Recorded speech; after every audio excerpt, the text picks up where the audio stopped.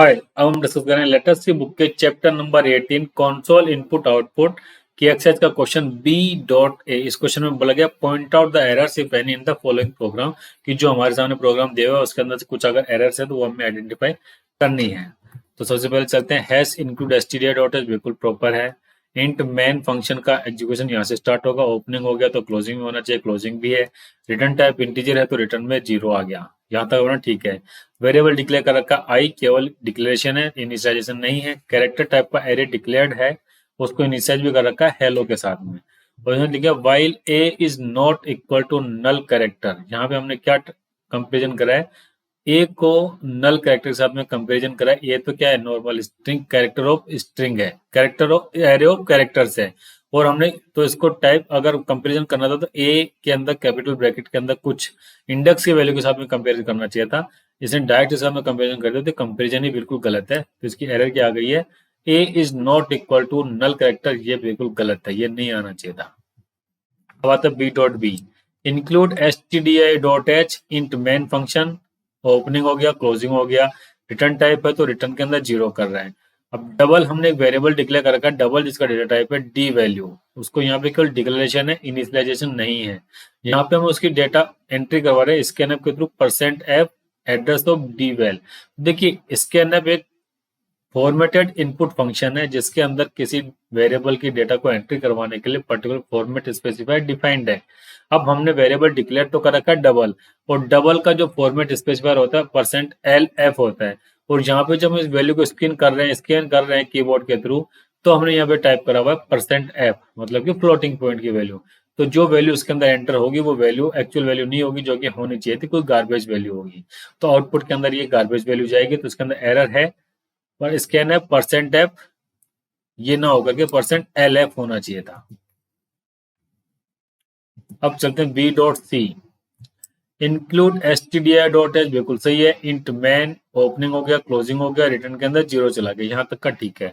एक variable declared है आई well integer type का, उसके अंदर वैल्यू को हम स्कैन करा रहे हैं स्कैन एफ के थ्रू। स्कैन एफ क्या है, फॉर्मेटेड इनपुट फंक्शन %d, यहाँ पे लिख दिया हमने /n और ये लिख दिया एड्रेस ऑफ n। तो मतलब कि स्कैन कर रहा है, ये कीबोर्ड से एंट्री करवा रहा है इंटीजर टाइप की वैल्यू जो कि एक n वेरिएबल है उसके एड्रेस के ऊपर, लेकिन वेरिएबल n तो हमने यहाँ पे डिक्लेयर ही नहीं कर रखा है, वेरिएबल तो डिक्लेयर कर रखा है आई वैल।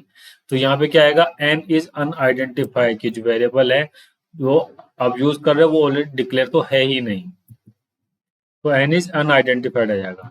अब बी डॉट डी, इसके अंदर क्या बोला गया, point out the errors, include stdia dot h बिल्कुल सही है। इंट मैन बिल्कुल ठीक है, ओपनिंग हो गया, क्लोजिंग भी हो गया, रिटर्न के अंदर 0 चला गया, तो मेन फंक्शन की बॉडी प्रॉपर हो गई।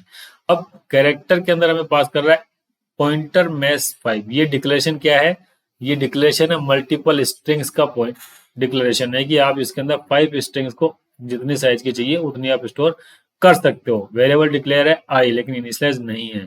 फोर लूप है, सिंटेक्स इसका स्टार्ट हुआ, ओपनिंग हुआ, आई इक्वल टू 0 इनिशियलाइजेशन हो गया, आई लेस देन 5 कंपेरिजन हो गया, आई प्लस प्लस ये चला गया कंडीशनल चेक, और स्कैनएफ के अंदर %s पे चला गया मैस आई। तो मैस आई के ऊपर चला गया, तो इसके अंदर क्या आउटपुट आने वाला है, कोई एरर नहीं आने वाली, कोई भी आप टाइप करोगे तो डेटा वैसा का वैसा चला जाएगा इसके अंदर। अब point out the errors if any in the following programme, include stdio dot h, int main function हो गया, ओपनिंग हो गया, क्लोजिंग हो गया, इंट ddmmy, 3 वेरिएबल डिक्लेयर है ddmmy, print F enter day month and year बिल्कुल ठीक है। यहाँ पे इसके नाम करा %d %c pointer c %d %d और ये सब कुछ। द डेट इज, ये जो हमारे पास प्रिंट हो जाएगी। देखिए फंक्शन के अंदर इसके अंदर वैसे तो कोई एरर नहीं है, लेकिन जो फॉर्मेट स्पेसिफायर है वो फॉर्मेट स्पेसिफायर के अंदर बीच के अंदर जो %c %d ये सब कुछ करके %d होना चाहिए था, जो कि हमारा एक्चुअल वैल्यू है।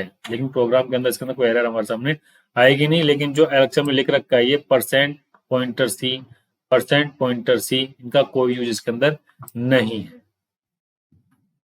अब आता है B dot F, include stdia dot h, int main function start हो गया, ओपनिंग हो गया, क्लोजिंग हो गया, यहाँ पे डिक्लेयर कर रखा हमने कैरेक्टर टेक्स्ट, कैरेक्टर टाइप का।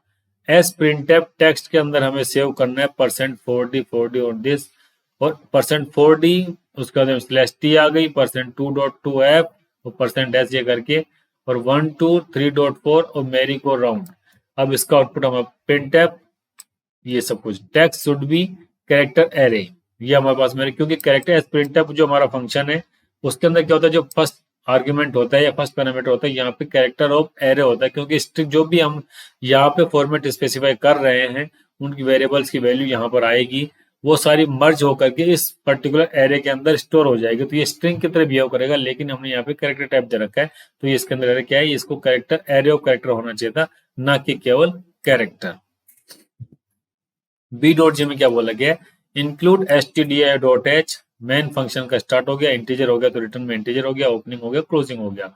अब यहाँ पे कैरेक्टर टाइप का एरे डिक्लेयर कर रखा हमने बफर जिसकी लेंथ है 50, एक इंटीजर टाइप का वेरिएबल डिक्लेयर कर रखा है नंबर नो जिसके अंदर वैल्यू असाइन करके 97, डबल टाइप का वैल्यू एक वेरिएबल डिक्लेयर करके val जिसकी वैल्यू है ये, कैरेक्टर नेम के अंदर हमने ये चीज असाइन कर रखी है डिक्लेरेशन के साथ में।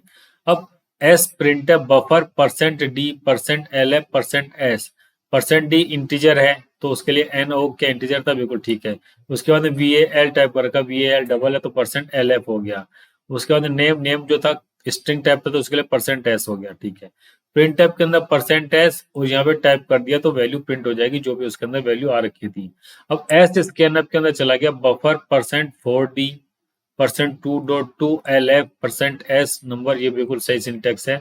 उसके बाद में ये सब कुछ चला गया %s और /n %d %lf %s, बिल्कुल ठीक है, क्योंकि %4d ले रखा है जबकि 4d हमारे पास में प्रिंट टैब के अंदर यूज होना चाहिए था, ना कि स्कैनर के अंदर। प्रिंट करते टाइम पे इसको यूज करना होता है। तो यहाँ पे एरर क्या रखी है, %4d की जगह पे %d होना चाहिए था, 2.2 की जगह पे डायरेक्ट lf होना चाहिए था। ओके।